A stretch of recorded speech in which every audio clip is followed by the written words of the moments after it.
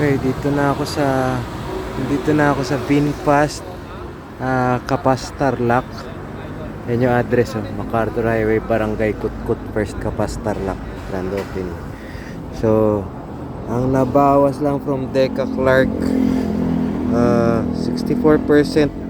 So 36% ang pwede pa itong makauwi.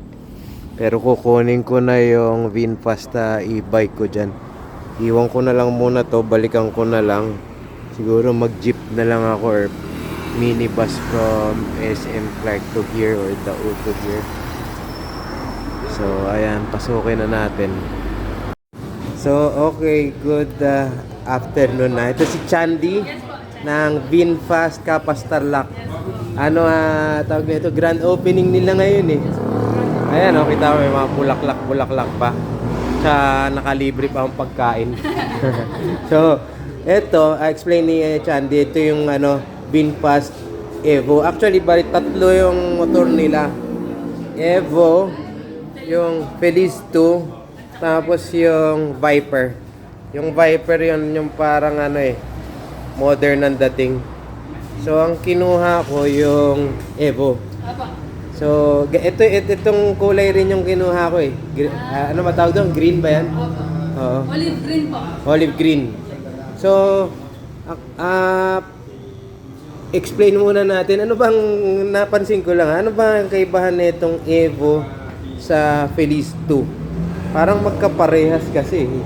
Bali sa Evo po kasi, kumbaga ang atake po kasi ni Evo is parang classic bike siya. Oo. So compared naman po kay Feliz, more on parang sporty po yung dating niya. Okay. Pero kung sa white po, mas maaliwalas lang po ng kaunti yung dating niya. Uy, ang gulay board.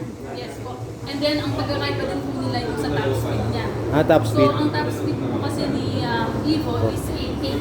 80 ang bilis 80 kph po yung maximum speed po niya. And then kay Feliz naman po is 90 kph po. Wow, ang bilis Yes po. Tapos meron kasi tayong dalawang mode. Meron po siyang sports mode, meron po siyang eco mode. Kapag naka-eco mode naman po, based on my experience naman po, nasa 47 or 48 po yung takbo ng eco mode. Ang maximum speed na po. Ano yun, for city driving, no? Sakto Yes, na yun. pero po ang hanap niyo po ay more on classic. Kasi pasilin niyo po yung itsura Yan ng nga. headlight niya. So napaka-classic na dating Classic. po niya. Etong And then, yung sa Feliz medyo more on sporty naman po siya. medyo modern Yes, classic na eh. Pero yung Viper yun talagang Yes po. modern na, parang Honda Click ang dating. Yes So, po. ito bale mas mura to. Yes po, ito po yung pinaka Mura. budget po natin sa presyo.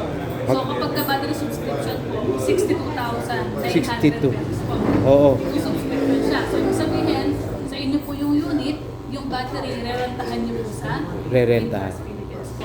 Kapag naman gusto niyo po bumili, with one battery, kasi meron po tayong dalawang compartment ng battery. So yung sabihin po, pwede kayong bumili ng isa, or pwede kayong bumili ng dalawa. Patingin nga yung compartment niya. Yes po, ito po siya. Ayan. So kung isang battery po, ang presyo po ng unit is 75,600. Okay. Kapag naman po gusto niyo po ng dalawa, 88,300 po siya.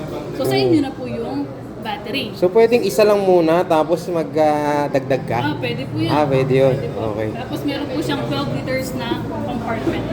Tapos ang kagandahan pa po sa kanya, meron siyang free charger. Free charger. So ibig sabihin parang cellphone lang po siya. I-direct mo lang sa switch, makakapag-charge ka na dito sa may charging port. Oo. Tapos yung binili ko kasi dalawang battery na subscription. So magkano yung renta nun kada buwan? Ang renta po ninyo sa subscription fee ng dalawang battery is $799 per month po. 799, mura lang ah. 20 times swapping na po tayo. 20 times per month? Ba, okay ah. Maximum na po yun. Pero kapag ka nag-exceed Libre yun? tayo, May bayad rin per swap? yun na po yung sir. Yun na po Yung 799? $799 per month. Okay ah. Up to 20 times swapping po tayo. Wow. Pagka nag-exceed po kayo na, for example, nakapag-20 swapping na kayo in 28 days, meron ka pang tatlong araw para po yung isang buwan. Kapag nag-exceed ka, meron ka lang babayaran na 35 pesos per battery. 35 Sa pesos. swapping station. Mura So, pa rin. babayaran po yung through application po siya. Galing. Through apps po siya. Yun po yung gagamitin para makapag-payment po ng monthly subscription po natin. Kapag ka, battery subscription po. Okay ah. Medyo, hindi pa, wala pa kayo nung ano no, yung parang cabinet na pang As swap. of now po kasi, magkakaroon din po dito sa may branch po namin sa Capaster lang. Pero as of now, inaayos pa daw po kasi yung mga papeles. Okay. Ng mga Mga permit. swapping station po Oo. namin. Pero as per VinFast Philippines naman po, magkakaroon po ng 30,000 swapping station Wow. sa buong Pilipinas. Oo. So ang unang lalagyan po dyan, mga malls, mga gasoline stations, mga Oo. Alphamarts, Watermarts. Oo.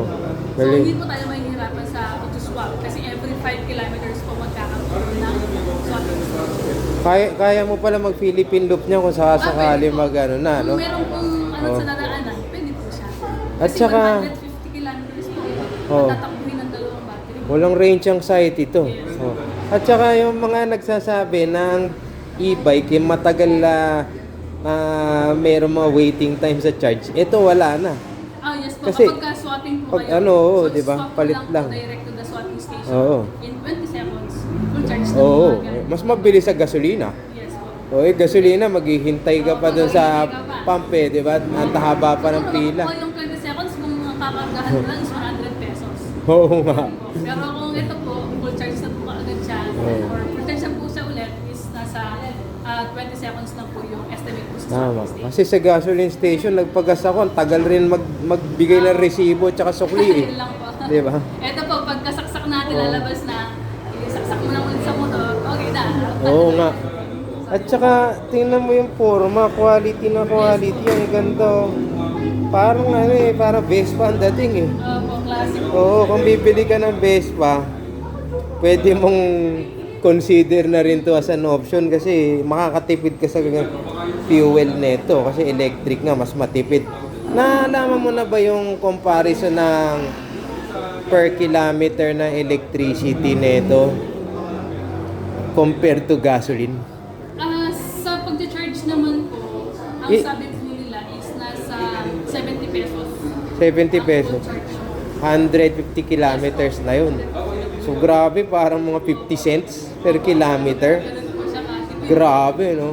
At saka, subok na to dahil ito ginagamit sa Vietnam, di ba? Number 1 po na supplier Oh. po ng electric motorcycle sa Vietnam. Oo. So ngayon po, inilabas po sa Philippines. So isa po sa mga quality niya electric motorcycle na LTO registered po sa Oo. Pilipinas. Yun na nga. Kumbaga, kung ikaw tawag nito, mga angkas, maxim, ganon, sulit na sulit to sa'yo dahil Mas maganda po sa kanila yung subscription. Sa Oo. mga angkas. Tama. Kasi kung dadaan ka sa shopping station, shopping mo lang, kada ka, pasada ka na lang. Oo nga, yung mga may delivery or, oo, tama, grab food, mga ano.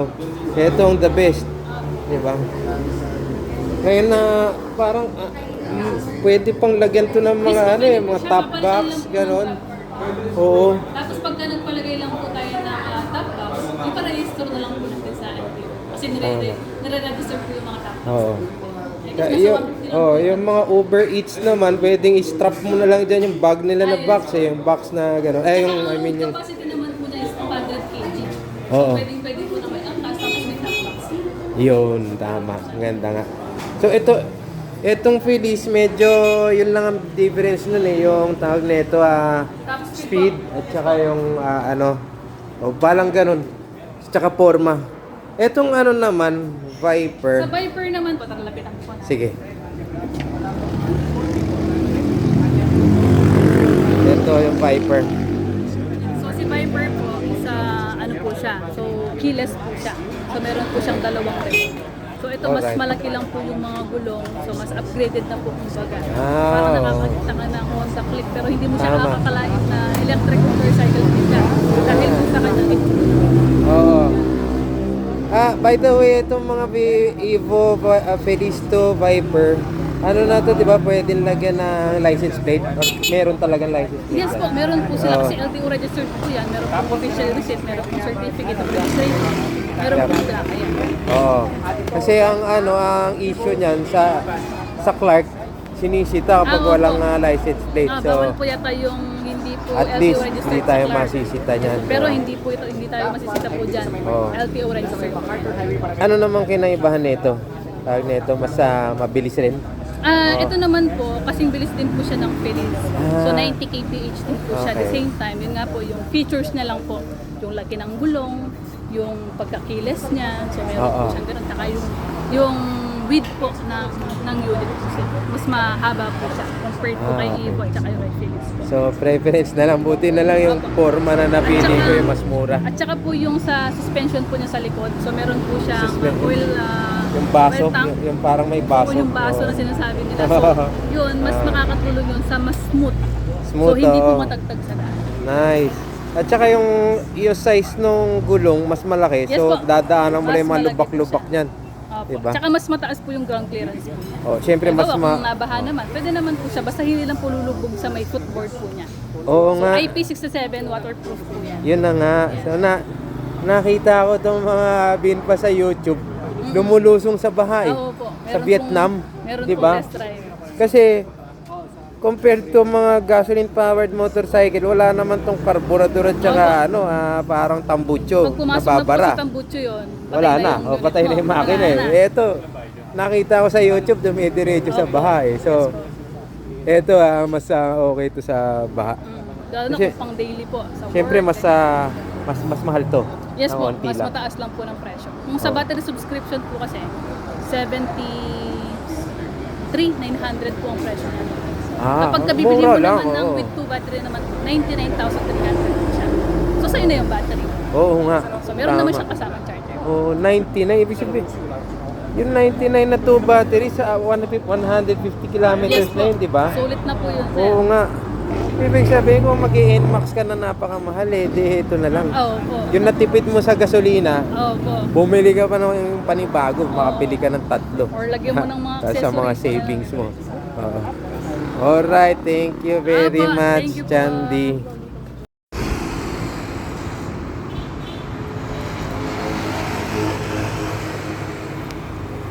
Maganda to, maganda. Ang bilis ng hatak. Yung acceleration niya, tapos smooth na smooth yung ride, yung power distribution.